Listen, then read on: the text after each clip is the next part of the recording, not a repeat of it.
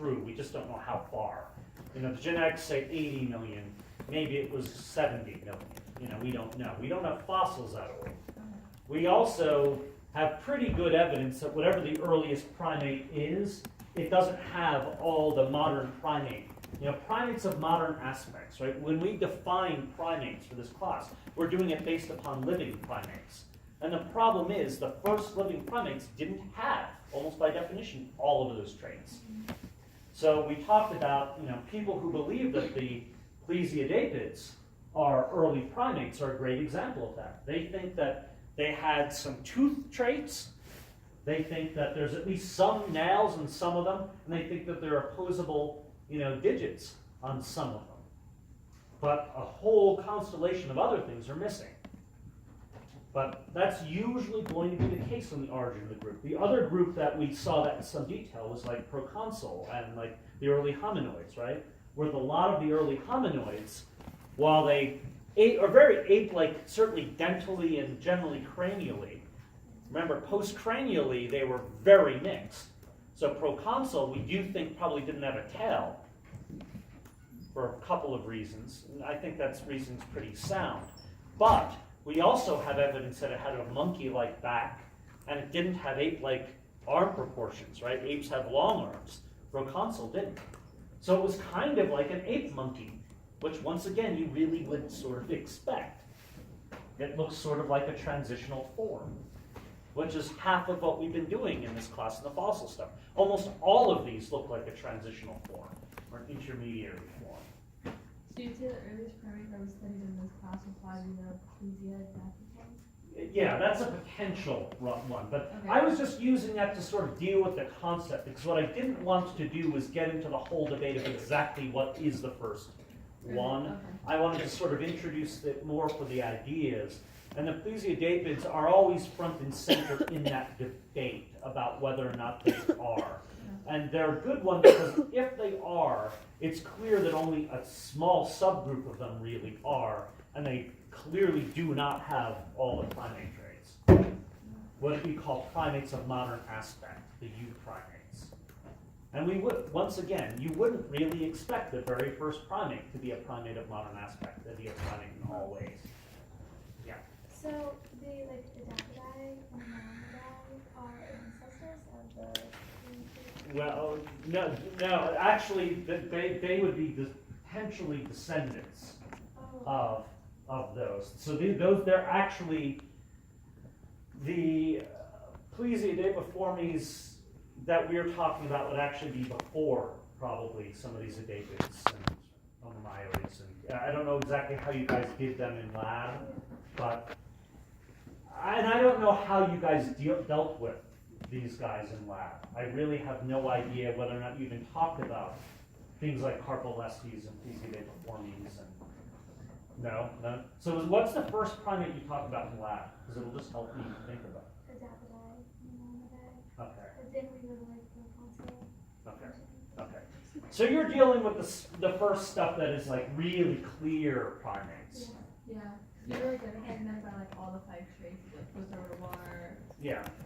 See, and that I guess in some ways that's safe because you don't have to think. You know,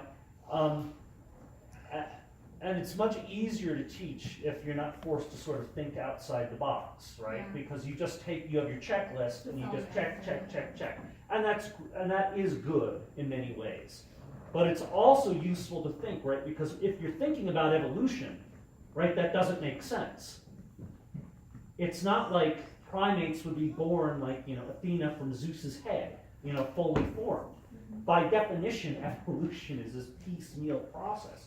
It's not, you're not going to just see primates of modern aspect appearing at once. You would expect one feature, then another feature, and of course, when you really look at the fossil record, that's what you see.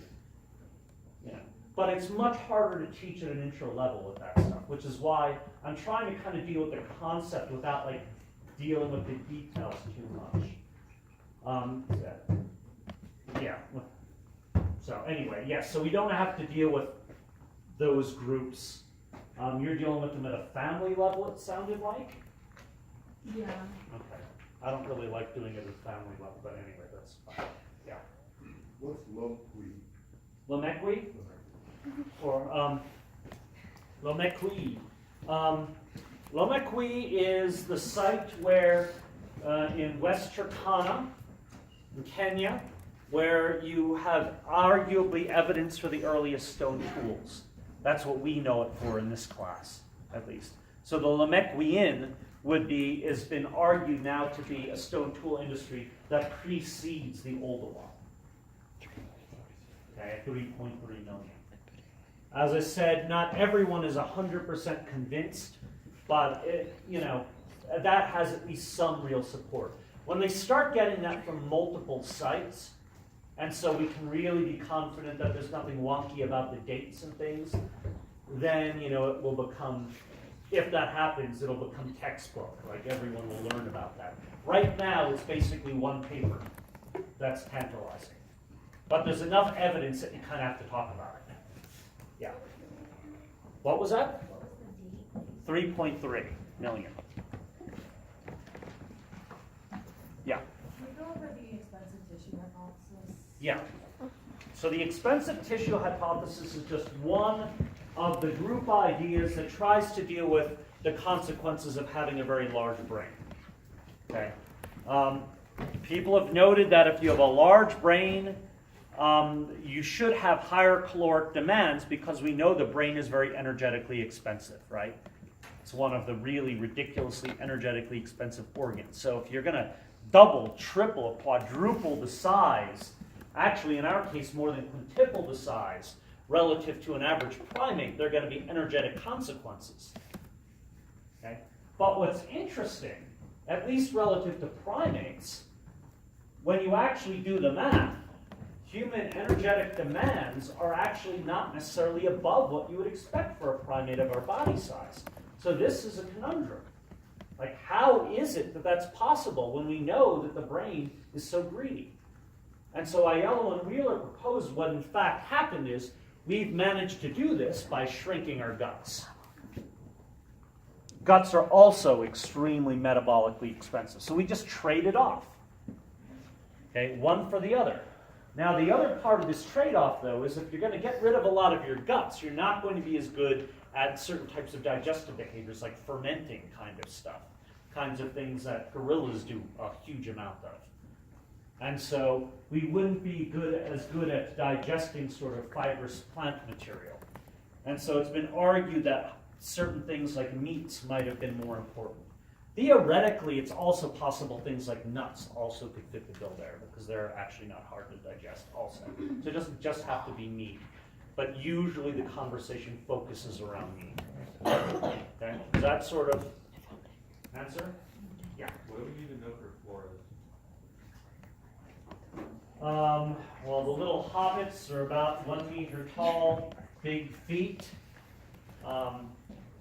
What other morphology from them did I talk to you about? Some people said they were pathological, and they called Homo floresiensis, originally thought to be sort of dwarf. Homo erectus, island dwarf species. Subsequently, analyses of things like their wrist bones have suggested that they're actually really primitive, actually quite ape-like, which has led some people to suggest that they are not in fact dwarf Homo erectus, but a relic population of an even earlier hominin that got out of Africa that we didn't even realize, something maybe Homo habilis grade that then got to the island, and then maybe was a little dwarf or something like that. Also, the pelvis is actually quite primitive in some ways, some people argue. So the big thing is that there's been this is it real or not, or pathological? The basic body size and what it is. And it's Homo floresiensis is its technical name at the moment. Yeah. They have really small brains. Yes, very small. Yeah, basically within, a large chimpanzee size. Very large chimpanzee, but still, so very small for a human.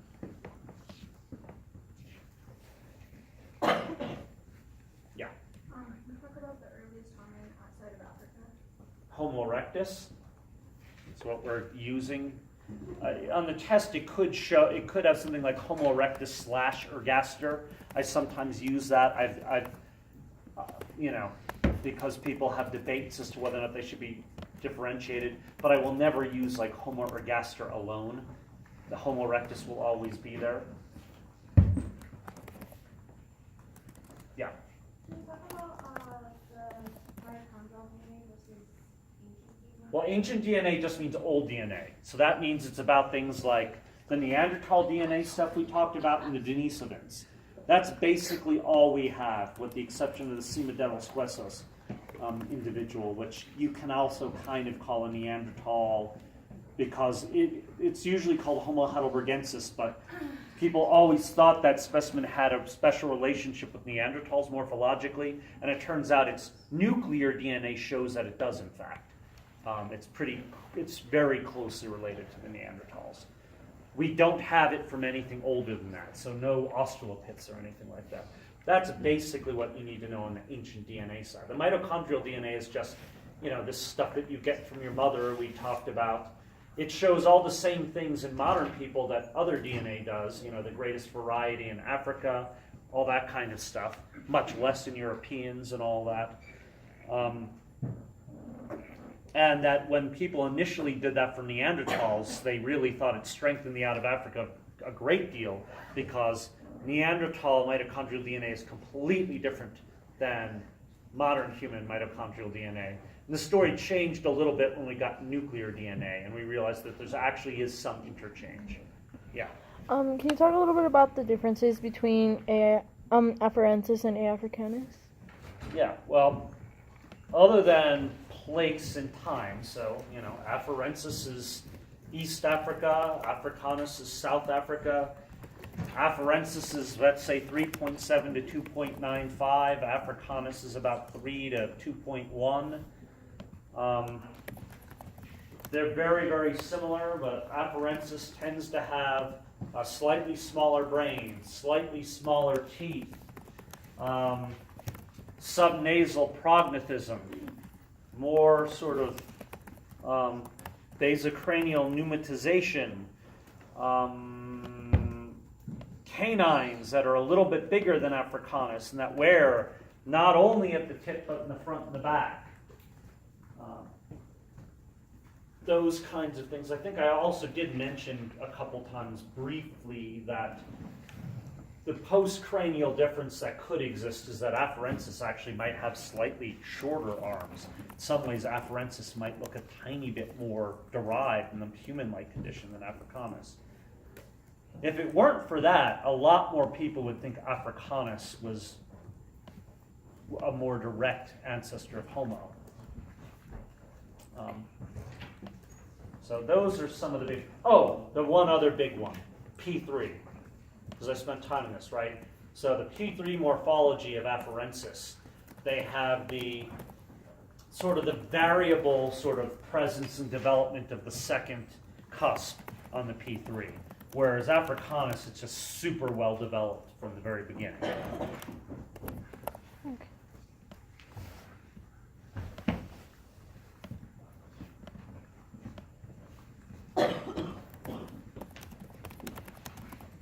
Yeah. For carbon atoms, we just need to know carbon 14, carbon 12. Well, no, because you need to know the whole C3, C4 story and all of that. Yeah, because carbon 13 and carbon 12 are only important in as much as they tell us about C3 and C4 differentiation, which in as much is only important because it tells us about trees or grasses on the landscape, and or whether or not one's getting resources from things like trees, or grasses or animals that are eating grasses out there. So it's sort of those are only important in terms of the environmental and dietary bit. So you need to have that kind of chain of logic. Yeah. What do you need to know about the middle Paleolithic, About the upper middle Paleolithic, did you say? upper and middle? Well, the upper Paleolithic is what we talked about yesterday, right? Where you start getting more blades, where you start getting more regional differentiation, where you start getting more exotic raw materials. You also see that the upper Paleolithic is something that we see, after a certain period of time, 40,000 years ago or so, we see it consistently with modern humans, across places like Europe and so forth. We also learned that the Upper Paleolithic equivalent in Africa is the later Stone Age, and Middle Paleolithic equivalent is the Middle Stone Age. We did that the other day. The Middle Paleolithic tends to be those Levallois cores, right? The things are made with Levallois technique. Those are kinds of things that are associated with that, but it's not the same thing. Yeah. Did we see Neanderthals using blades, or were they more? There are Some some of the, it gets more complicated when you get into the real details. There are a few industries, one of the best known of them is something called the Chateauperonian, which is kind of a late Neanderthal industry at about 41,000 years ago. That seems like a bit of a middle upper Paleolithic hybrid that is arguably associated with Neanderthals. Problem is the site where there are Neanderthals and some anatomically modern humans, so we're not sure, but they think it's the Neanderthal occupation. And so there are these ideas that maybe some of the late Neanderthals, either through copying anatomically modern humans or on their own, started developing this. But there's, once again, the key thing is we never see like large numbers of Neanderthal assemblages with these, right? Whereas after 40,000 years, we see it with anatomically modern humans all the time. So you'd never really see classic Neanderthal-looking skulls with classic Upper Paleolithic. But there are, as I said, these few transitional things. Nothing is ever easy in life, right? Yeah. What is the Lady Gararu? The Ledi-Gararu is one of the potentially earliest specimens of the genus Homo, right? Dated to 2.8. It's a mandible, right? And it was called Homo because of the very small M3, smaller than any afarensis one. And afarensis is the australopithecus that's found there all the time, so that's seen to them the most appropriate comparison, right? So very small M3, ascending ramus, the mandible starts